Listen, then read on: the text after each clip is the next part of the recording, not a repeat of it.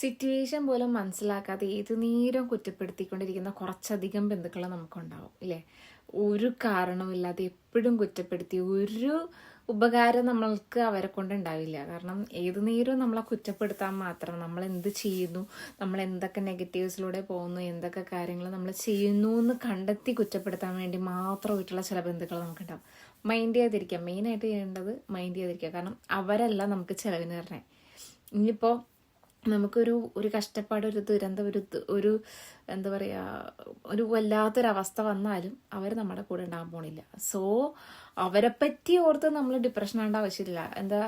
ഞാനൊരു കാര്യം എപ്പോഴും പറയും എന്ന് വെച്ചിട്ട് ഞാനിത് വേറെ ആരുമായിട്ട് കമ്പയർ ചെയ്യുന്നതല്ല. നമ്മൾ റോട്ടിൽ കൂടെ നടന്നു പോകുമ്പോൾ ചിലപ്പോൾ പല ചാവാലിപ്പട്ടികളും അവിടെ നടന്ന് കുരയ്ക്കുന്നുണ്ടാവും. നമ്മളവരെ മൈൻഡ് ചെയ്യേണ്ട ആവശ്യമില്ല. പക്ഷെ ചില നല്ല കുട്ടികളുണ്ടാവും. അപ്പോൾ നമ്മുടെ അടുത്ത് ഇങ്ങനെ ഓടിച്ചാടിയൊക്കെ വന്നിട്ട് ഭയങ്കര ഇങ്ങനെ സ്നേഹമൊക്കെ കാണിക്കും.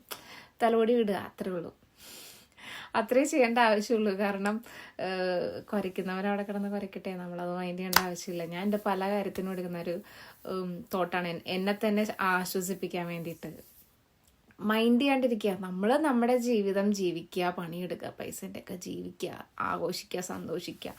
മറ്റുള്ളവരെന്ത് പറയുന്നു വിചാരിച്ച് ജീവിച്ചിരുന്നിട്ട് ഒരു കാര്യമില്ല.